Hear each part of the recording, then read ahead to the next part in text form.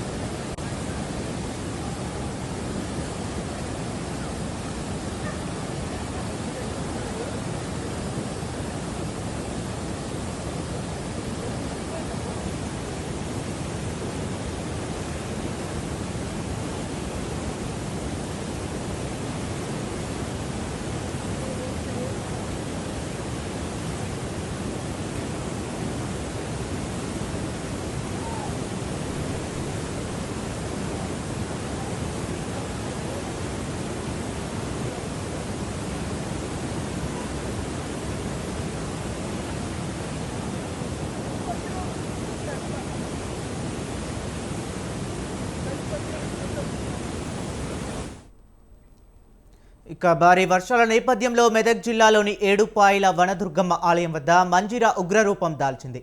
ఎగువ ప్రాంతాల వరద పోటెత్తడంతో దుర్గమ్మ ఆలయం వద్ద మంజీరా నదిపాయ పొంగి పొర్లుతుంది. వనదుర్గ ఆనకట్ట నుంచి 85,396 క్యూసెక్కుల వరద దిగువకు ప్రవహిస్తుంది. గర్భగుడితో పాటు అమ్మవారి పాదాలను తాకుతూ వరద ప్రవాహం కొనసాగుతుంది. కొల్చారం మండలం పోతంశెట్టిపల్లి నుంచి ఏడుపాయలకు వెళ్లే మొదటి బ్రిడ్జ్ వద్ద అధికారులు బారికేడ్లు ఏర్పాటు చేశారు. అమ్మవారి దర్శనానికి వచ్చే భక్తులు పాపన్నపేట మండలం నాక్సాన్పల్లి నుంచి వెళ్లాలని కొల్చారం పోలీసులు సూచిస్తున్నారు. ఇక ఇదే అంశం గురించి మరింత సమాచారాన్ని మా ప్రతినిధి ఎన్ నరసింహగౌడ్ అందిస్తారు. నరసింహగౌడ్, చెప్పండి. ఓకే హరీష్, గత వారం రోజులుగా ఉమ్మడి మెదక్ జిల్లాలో కురుస్తున్న భారీ వర్షాలకు చెరువులు కుంటలు మత్తడి తొక్కుతున్నాయని చెప్పవచ్చు. అయితే మెదక్ జిల్లాలోనే ప్రసిద్ధిగాంచిన ఆలయం ఏడుపాయల వనదుర్గ భవానీ మాత ఆలయానికి వరద ప్రవాహం అధికమవడంతో ఆలయ పూజారులు దేవాలయాన్ని తాత్కాలికంగా మూసివేశారని చెప్పవచ్చు. దేవీ శరన్నవ రాత్రోత్సవాల సందర్భంగా ఆలయ పురోహితులు రాజగోపురం వద్ద అమ్మవారి ఉత్సవ విగ్రహాన్ని ఏర్పాటు చేసి ప్రత్యేక పూజలు నిర్వహిస్తున్నారు. అయితే జిల్లా కలెక్టర్ రాహుల్ రాజ్ ఆలయ పరిసర ప్రాంతాలకు భక్తులను ఎవరిని అనుమతించవద్దని అధికారులకు ఆదేశించడంతో అధికారులు అప్రమత్తమై అటువైపుగా భక్తులను ఎలాంటి వెళ్లకుండా అడ్డు కట్ట వేసేలా బందోబస్తు ఏర్పాటు చేశారని చెప్పవచ్చు.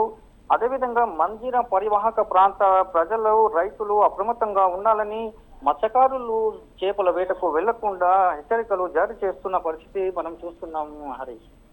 Okay, right. Thank you Narasimharaju.